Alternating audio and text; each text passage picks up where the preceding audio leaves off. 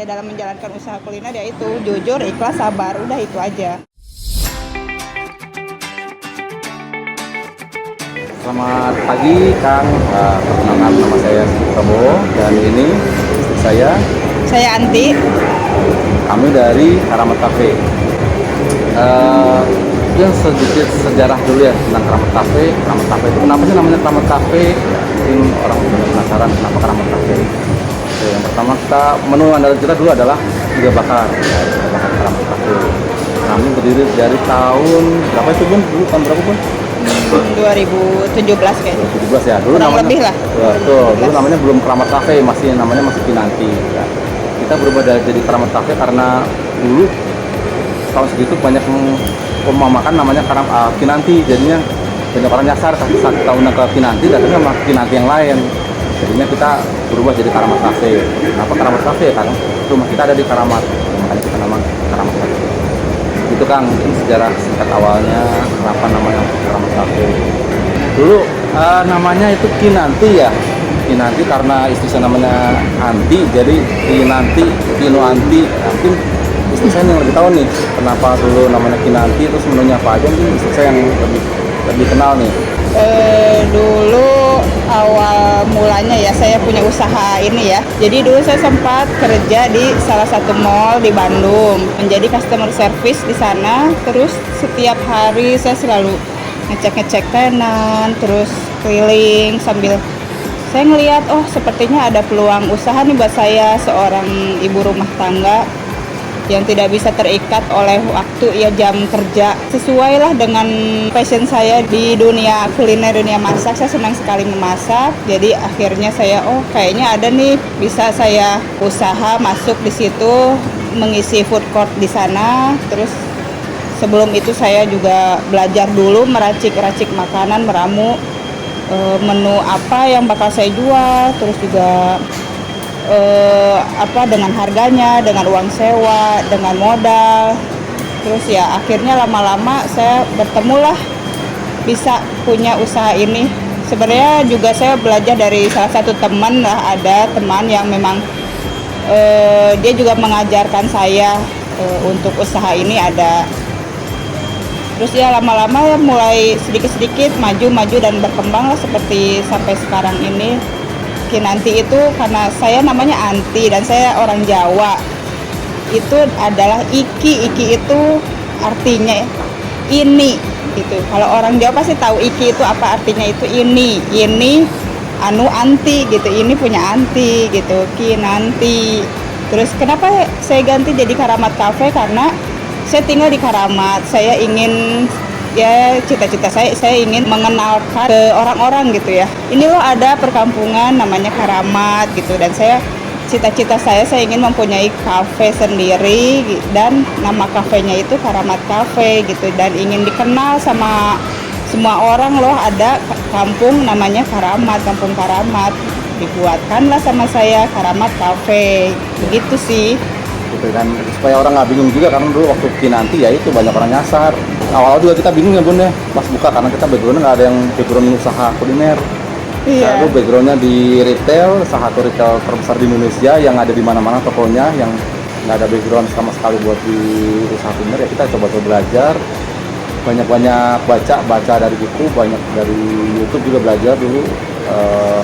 Saya juga belajar cara gimana supaya ngemasnya itu si stoknya ini bisa tahan lama, karena awal-awal dulu kita banyak yang kebuang ya Bun. Iya, awal-awal kita dulu karena dulu sepi, banyak kebuang. Kita belum ngerti cara mengawetkan lah, gimana caranya biar awet lama.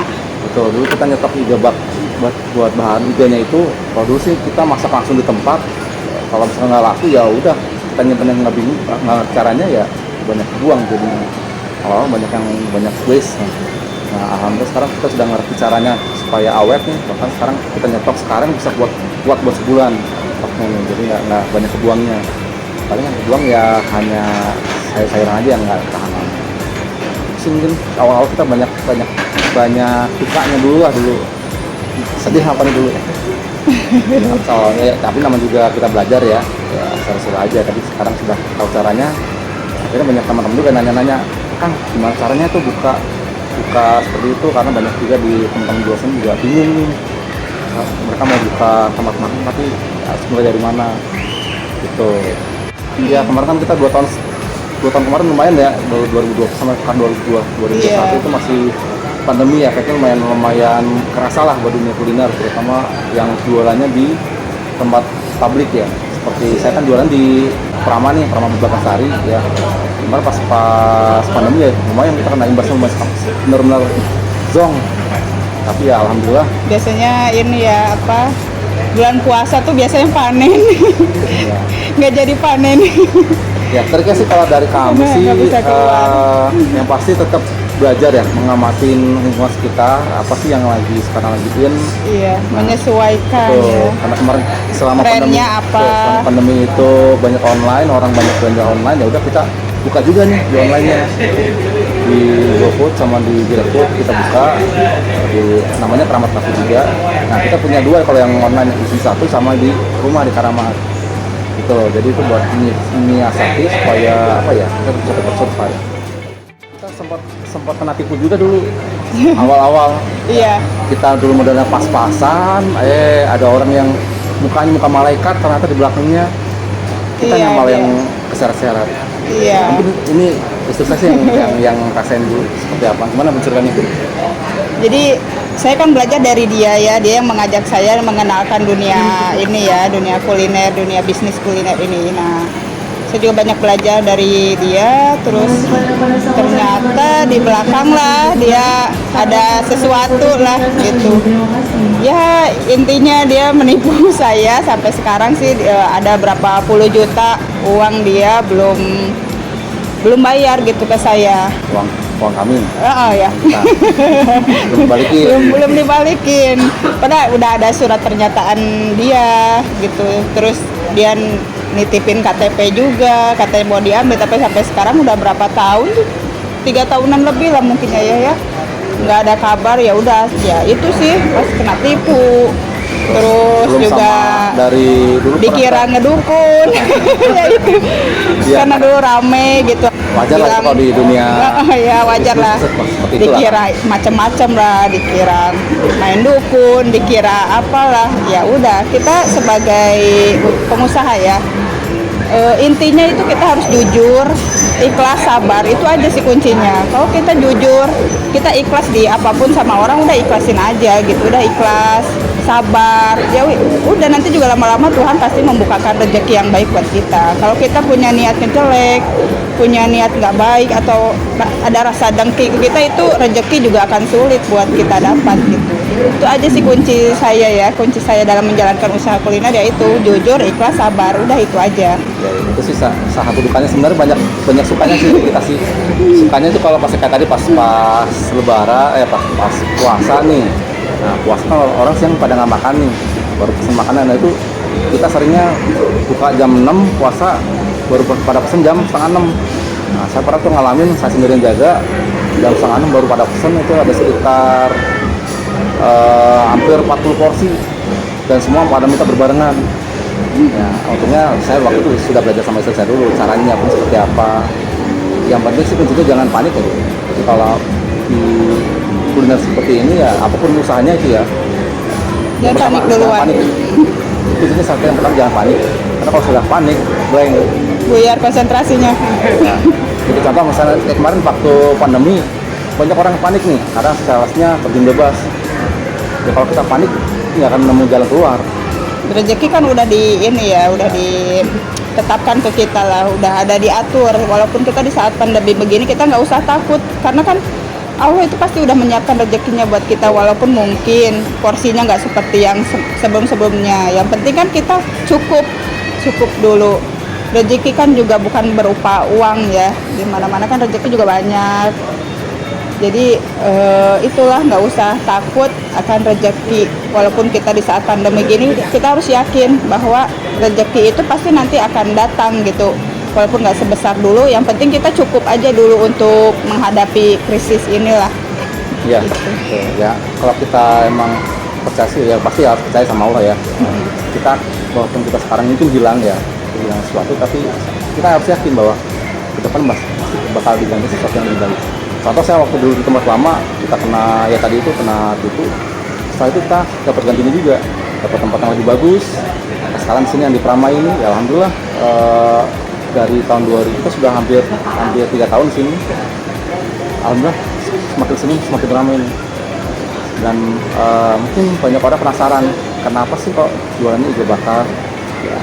Nah, iga bakar kan itu kalau angkat tahu nih di luar sana banyak jual lebih murah nih. Nah, kita jualnya nggak bukan yang murahan, tapi kita punya ciri khas sendiri. Mungkin yang susah ditiru sama yang lainnya. Kalau yang lain mungkin bakarnya iga itu apinya dari bawah, kita dari atas. Dan banyak orang ngantri di sini dulu penasaran bukan pengen makan iganya, ngeliat apinya ya. Nah, jadi cara bakarnya. Nah, saya sebenarnya jualan apinya, bukan jualan iganya. Nah, dulu saya kalau saya bakar iga pasti awal-awal saya buka di Pramai ini banyak komplain. Karena begitu saya bakar iga tuh satu ruangan ini, satu ekor ini bersih semua. Ya, buat saya sih jadi kan ya orang Ciri khasnya penasaran. ya. Ini apa sih bawa apa sih ini? Kok bikin bersih-bersih? Nah, akhirnya pada nanya, oh itu ternyata iga bakar. Nah, dari situ kita ya mulai banyak tahu lah, berawal dari hidung yang bersin-bersin orang jadi tahu lah ada iga bakar di sini. Dan pas ngeliat cara masak seperti itu orang makin penasaran pengen nyoba. Pas dicoba kalau cocok oke coba itu sih kan. Saya sih sering bercandain kenapa sih namanya karamat ya, karena kita masaknya karamat nih. Jadi pakai ramuan-ramuan karamat sebenarnya nggak sih, karena kita ya saya dulu background dari marketing kuliahnya, jadi saya pakai teknik marketing saya pelajari di kuliah dulu. Kalau kita jualan cuma gitu aja ya mungkin orang nggak akan Tertarik. tahu, karena di luar sana banyak yang lebih murah, mungkin juga lebih banyak opsinya, tapi kita nggak jual itu. Yang lainnya yang protein beda itu kan, bahkan juga ada yang pengen franchise nih, pengen franchise juga bakal kita nanti dulu kan, karena kita belum jalan 3 tahun. Saya lagi ngurusin di ya, buat legalitas makan dulu, buat biar nanti saat kita bersama tidak enak gitu. Ya, pasti harapan kita maju ya. Ya lebih maju lagi lah dari yang sekarang ya. Sudah namanya kan kita ada Karamat Cafe nih ya, kita berharap sih Cita-cita sih pengen punya kafe sendiri yang besar lah gitu. Lagi ngumpulin modalnya dan nunggu corona beres. Saya jadi maju mundur gitu, mau bikin usaha yang lebih besar lagi, saya maju mundur. Jadi mau maju tapi masih dalam keadaan pandemi, saya juga takut ya. Jadi mikir dulu gitu lah, diolah lagi kapan waktu yang pas buat buka lagi yang lebih besar itu. Belum nemu juga sih tempat yang ini sih, saya pengen cari tempat yang strategis juga, itu aja sih. tinggal kita nunggu pandemi ini beres nih. Saya yakin banyak teman-teman di luar sana yang main di kuliner juga sedang berharap nih supaya bisa normal lagi nih.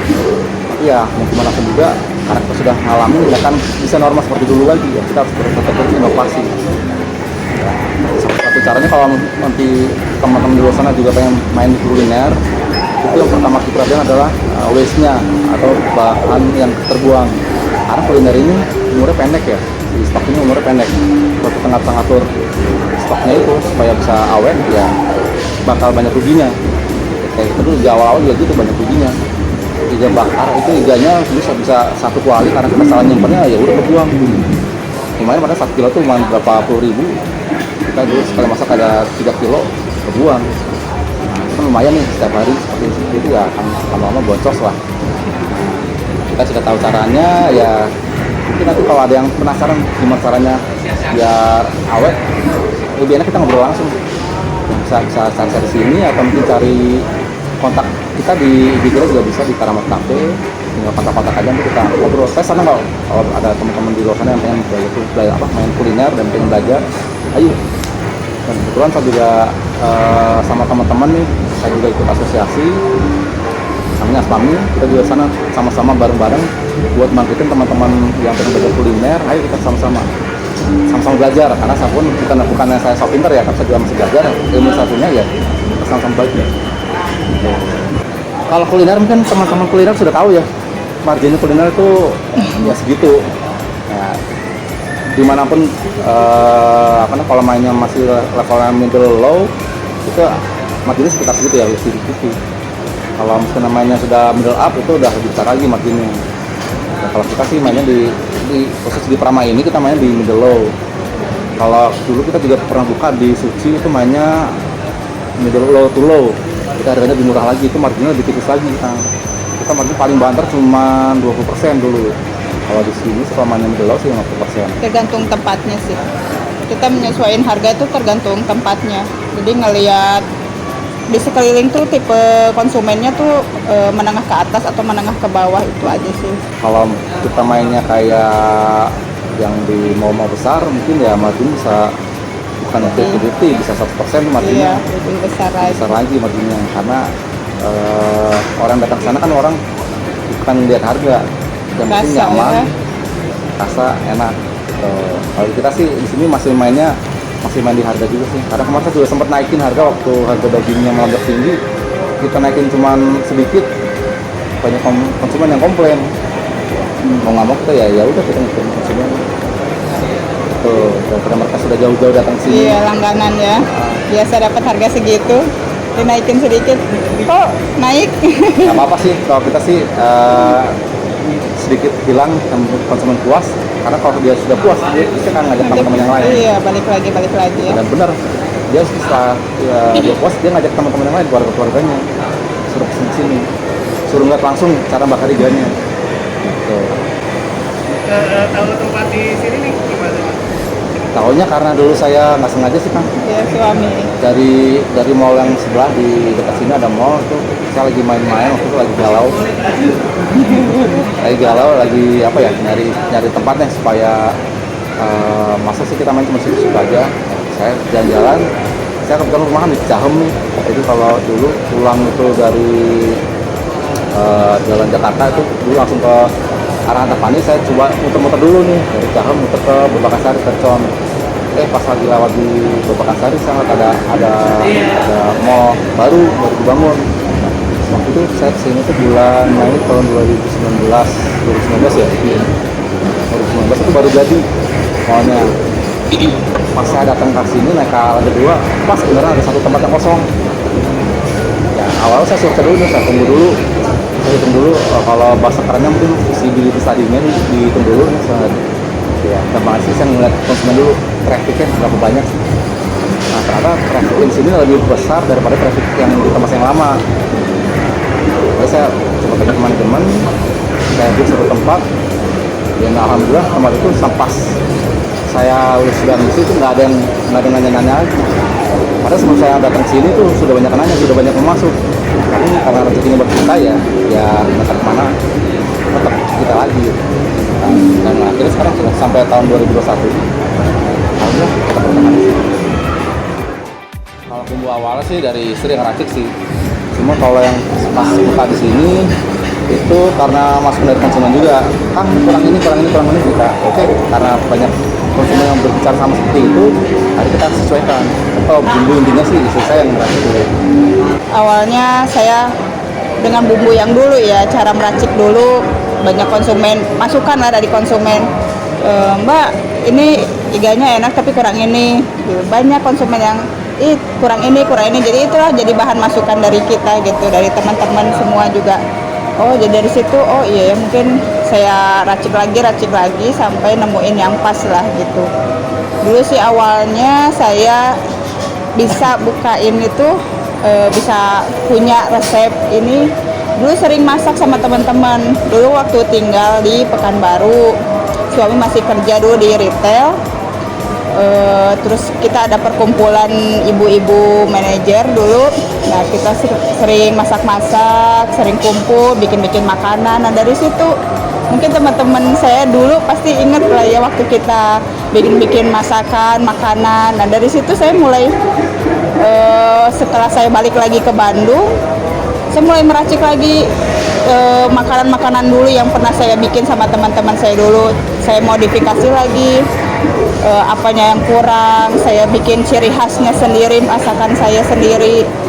Terus juga masukan dari konsumen-konsumen saya dan teman-teman saya juga kurangnya dari mana. Nah dari situlah saya mulai menemukan yang cocok gitu, yang pas, ditambah anu, terus cara penyajiannya, cara masaknya, cara packingnya yang benar gitu supaya awet dan tahan lama. dari situlah mulai menemukan seiring berjalannya waktu pasti nanti ketemu sih lama-lama sampai sekarang udah mulai inilah nggak usah di ini lagi udah pas lah soalnya udah banyak ini ya udah banyak konsumen yang bilang emang enak gitu dengan harga segini enak. Apa ya, empuk juga sampai ke tulang-tulang malah empuknya kan. Terus saya sempat juga dikomplain sama konsumen, bukan karena kemahalan, malah kemurahan. Kang nggak salah Kang jualnya segini. Iya, emang kenapa Kang? Saya kira kemahalan nih, ternyata ini murah banget Kang. Saya biasanya makan kayak gini tuh 80.000, ini cuma 40.000, 30.000 udah dapet kayak ini. Ya alhamdulillah Kang. Malah dia nanya, Kang ini untung nggak? Ya masih saya jual untung nggak Kang? Saya jual rugi.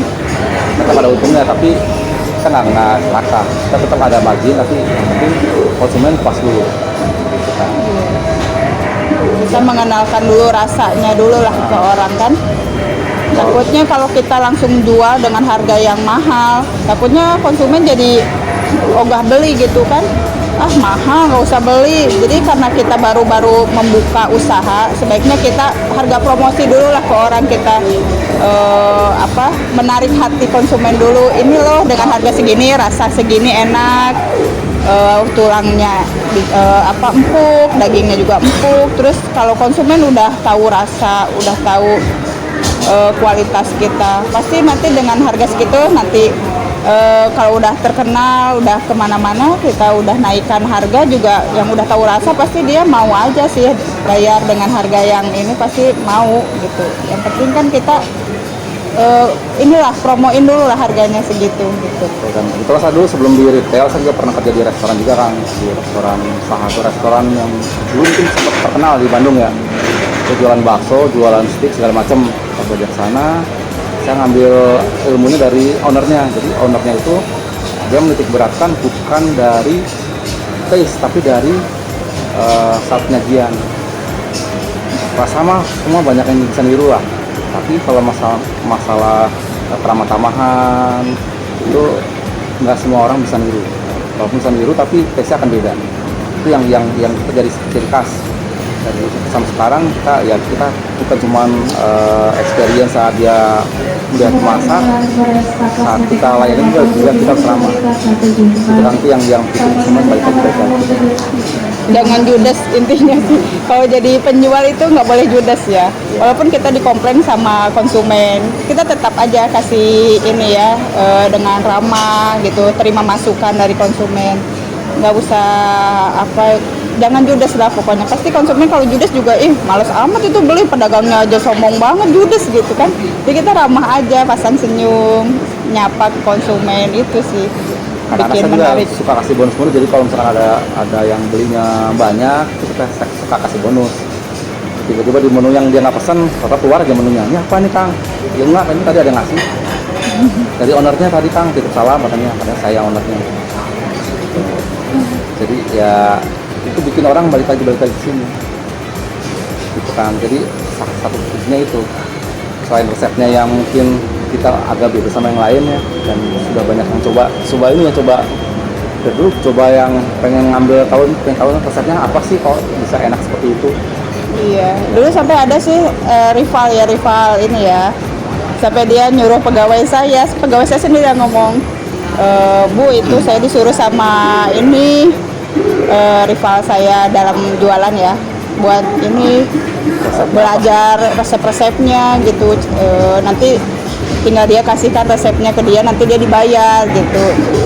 Cuman kan pegawai saya sendiri juga nggak tahu ya resepnya, karena emang sama saya di packing tuh emang udah ini, jadi pegawai itu cuman tinggal nyajiin aja sih. Kalau resep rahasianya itu ya lebih baik kita yang pegang sendiri, jangan dikasihkan ke pegawai. Nah itu sih kuncinya ya untuk pengusaha-pengusaha yang lain. Kita juga open kitchen nih, jadi kalau mau lihat cara kita masak mangga aja, kalau kita mau ditiru silakan. Tapi ada tetap kita punya ciri khas bahwa cara penyampaian kita itu yang kita tetap pertahankan. Ya, dan saat konsumen puas pasti dia akan balik lagi. Bahkan saya setiap hari Sabtu atau Minggu ada satu keluarga yang dia selalu makannya kesini. Dia kalau dulu hampir seminggu 2 kali, waktu sebelum pandemi seminggu 2 kali dia kesini. Mungkin saya bilang, oh nggak bosan kok makan saya terus, enggak, enak nih. Oke, minggu depannya dia coba yang lainnya, yang lain nih. Ternyata tetap baliknya ke kita lagi. Itu karena taste-nya sudah cocok di lidahnya sama menu kita, ya nggak akan kemana-mana di konsumen. Dulu sih kalau masalah jualan sih kita, kalau istri saya sih belum pernah jualan ya sebelumnya, karena dia ibu rumah tangga yang baik dan benar nih selalu di rumah. Karena kalau saya suruh ke jalan juga takut nih. Jadi istri saya ini kalau di tempat main agak fobia, jadi makanya saya nggak kasih main kemana-mana, mainnya di rumah aja lah ya. Kalau mau belanja. gitu. Jadi kalau saya sih dulu sebelum fokus di kuliner ini, saya sudah banyak coba macam-macam ya. Saya dulu pernah coba jadi agen asuransi, pernah jadi pelayan di restoran juga pernah. Nah dari situ saya juga dapat ilmu di pelayan restoran itu, ilmu tentang restoran. Terus di retail juga pernah, di retail juga ya? di retail juga saya awalnya juga dari pramu. Nah itu yang menurut saya pelajaran sangat berharga. Jadi saat kita memulai itu harus menurun dari bawah, Kang. Kita harus tahu dulu di bawah seperti apa, merasakan bahwa susahnya di bawah itu seperti apa. Kita dulu pernah merasakan jadi dari pramu yang dimaki-maki sama orang. Itu yang buat saya saat saya terjun di kuliner ini, saat dimaki-maki sama konsumen ya udah biasa dulu. Terus setelah itu saya juga pernah di umroh, Kang. Di umroh tuh lebih parah lagi dimaki-makinya, bukan cuma 1-2 orang. Saya pernah dimaki-maki orang satu pesawat, Kang. Ada sekitar 400 orang. Sebenarnya bukan gagal berangkat waktu itu, karena kendala di sananya. Jadi waktu itu lagi nggak kondusif, pulang ke Indonesia terlambat sekitar seminggu. Nah, begitu jalan di Indonesia, saya dimaki-maki, saya disuruh satu orang satu pesawat tuh. Nah dari situ yang bikin mental saya semakin terbangun nih, saat menghadapi konsumen harus seperti apa. Ya kuncinya tetap satu, jangan panik. Sama konsumen, istri saya juga pernah dulu di CS, jadi tahu saat konsumen marah-marah seperti apa, ya tetap ini. Kadang-kadang ada orang dimarahin dikit langsung turun. Saya dulu pernah sih disebut konsumen waktu puasa tahun 2018, saya sendirian. Ya tadi saya cerita tadi itu yang setengah jam ada sekitar 40 porsi harus dikeluarin. Ya sempat saya sendirian, saya ya kalau awal-awal panik ya, panik di depan konsumen nggak boleh ya. Tapi untungnya dulu di dapur itu tertutup di belakang, jadi saat sudah rame saya keluar dulu, ceritanya bahan habis, padahal saya di belakang lagi nangis.